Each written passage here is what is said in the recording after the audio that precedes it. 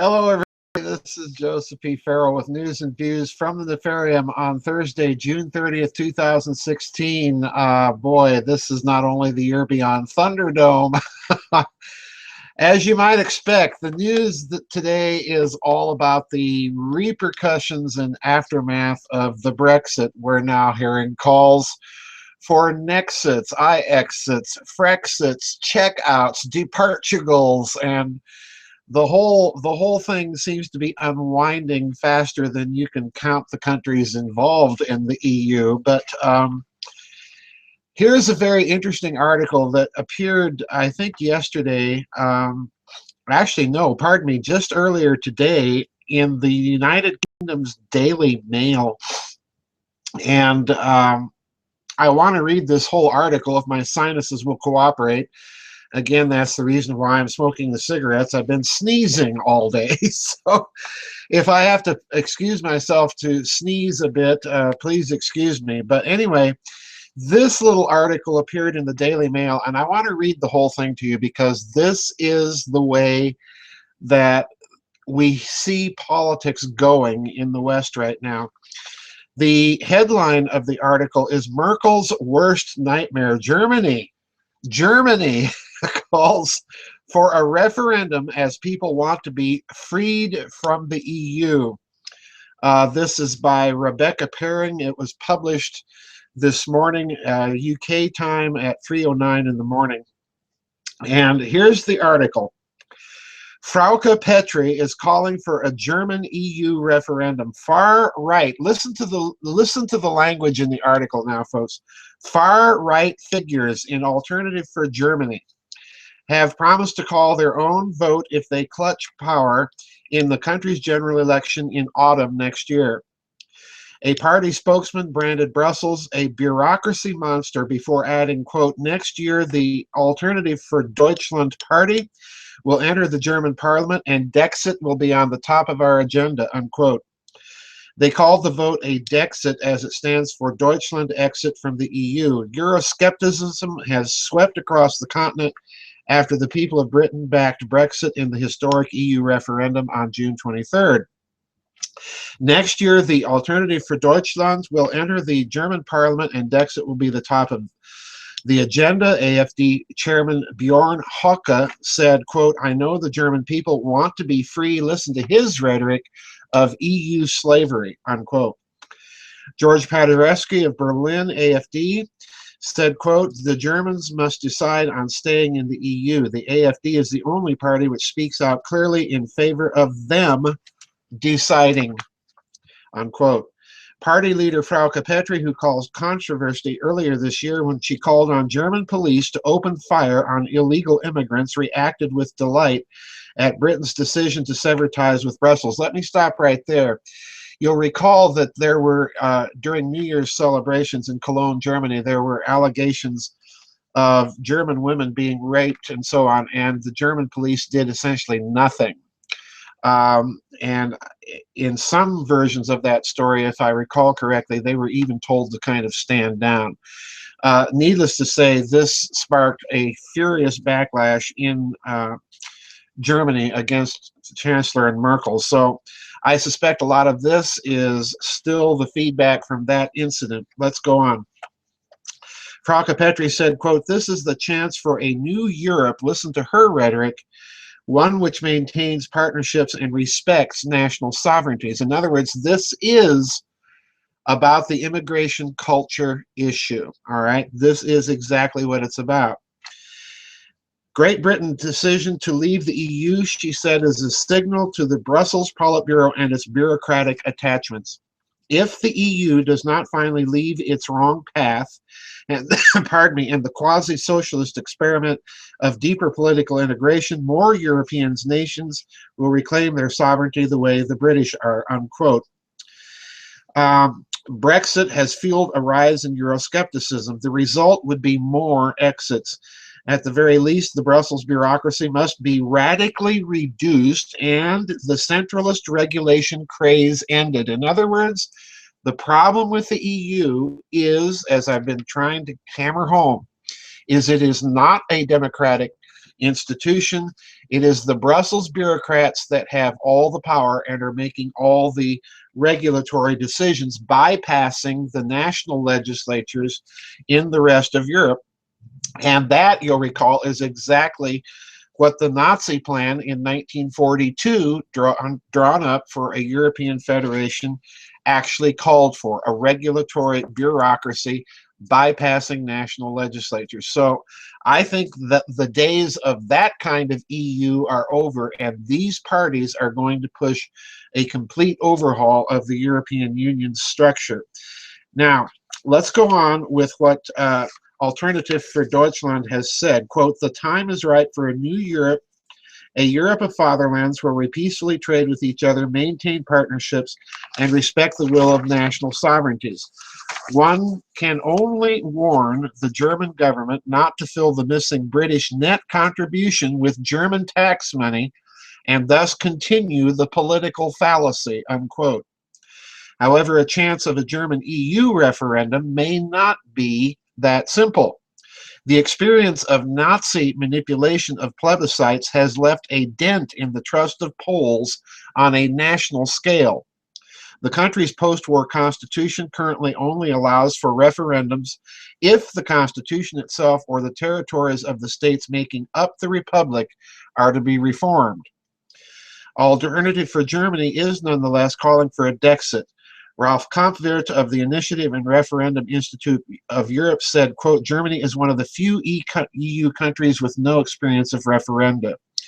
In the Weimar Republic, there were 2 national referenda. During the Nazi reign, 3 plebiscites were held with biased questions and blatant manipulations of result. A referendum does not mandate an organized political opposition. It simply requires a yes or no answer.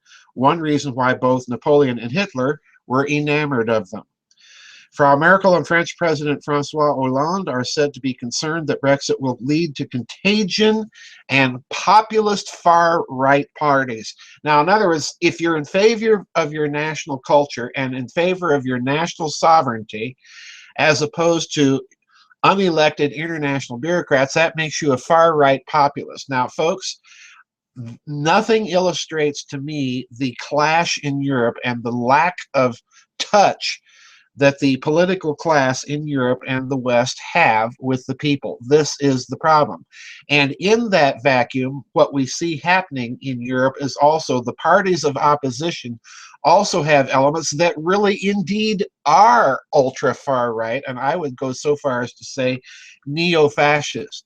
So it's those parties that need to turn the rhetoric right back on those people and distance themselves from that extreme fascist or neo-fascist element that is now beginning to surface and actually has been there for quite some time. Now, let's continue here. So far, the far-right National Party Front leader Marine Le Pen has called for France to host an EU referendum as she declared her support for Brexit. The leader of, again, the far-right Danish People's Party says Denmark should now follow Britain's lead and hold a referendum on its membership.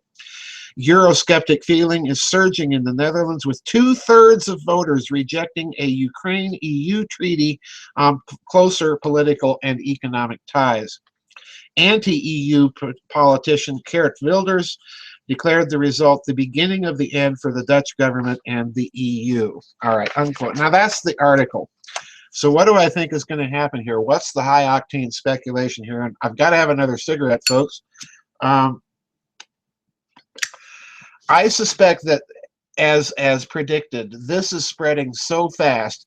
The fact now that it's hitting Germany means that the leadership in the EU can continue on their course, or they can begin a real genuine reform. And I would caution the people in Europe not to be taken in by window dressing reforms of the EU institutions. They have to be genuine, and they have to take into account the European population's desire to preserve European culture. At the same time, you cannot allow them, as you hear in this article, to paint you and your opposition to their policies as being some sort of right-wing, ultra-fascist kooks. Now, as I've said, those elements are involved.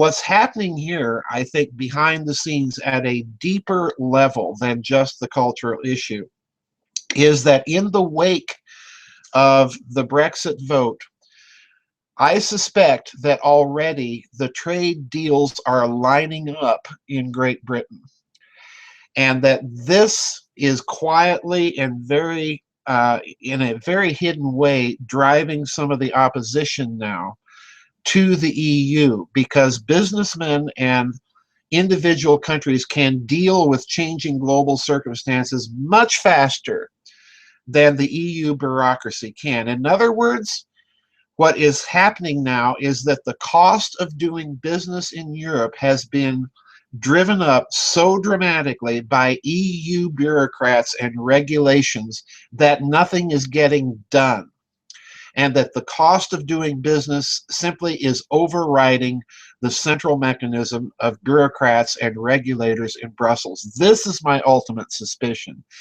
And because of this, I think you're going to see in Europe an increasing call not only for various exits, but behind the scenes, I think you're going to see a radical restructuring of the European Union.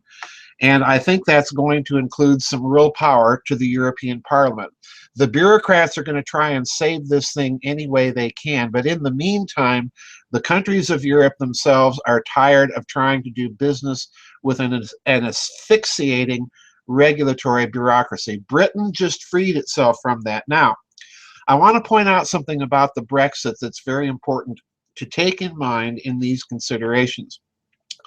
What just happened in Great Britain was a referendum. It is not an official vote. However, you'll notice that the British government appears to be moving as fast as it can to get out, all right? Cameron has indicated he wants to resign. There are a few voices, including in this country, that think what they're going to do is simply stall the exit in Parliament and remain in the EU. There's going to be a faction that's going to try that.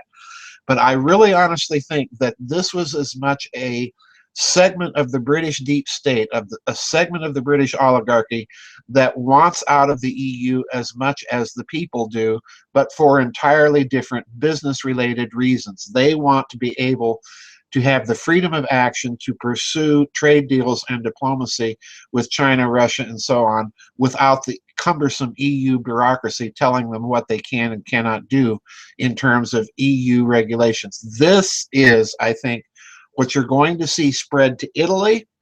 I think you're going to, and with Italy, let's remember that we're dealing with a country that is already exchanging agricultural ministers with Russia and trying to figure out how they can work out some trade deals and bypass the sanctions, all right? So I think this is the third element that's percolating in the background.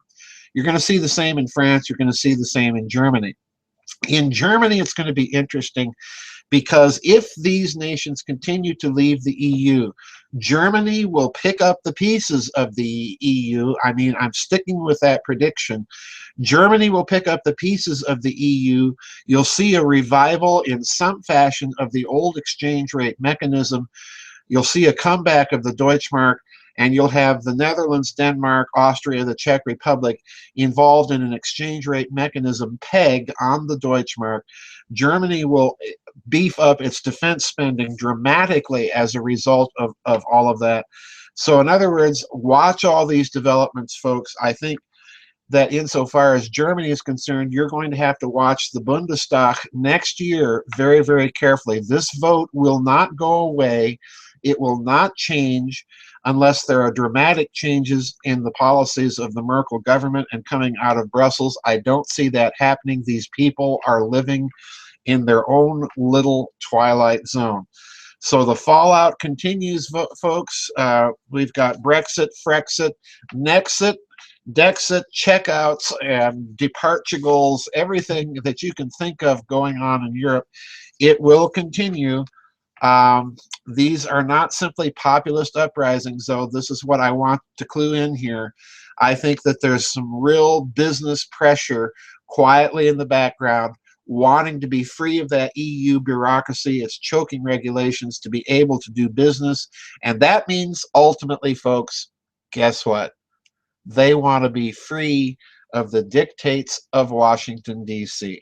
And that is the real bottom line. That's it for today's news and views, folks. God bless, and I'll see you all on the flip side. Bye-bye.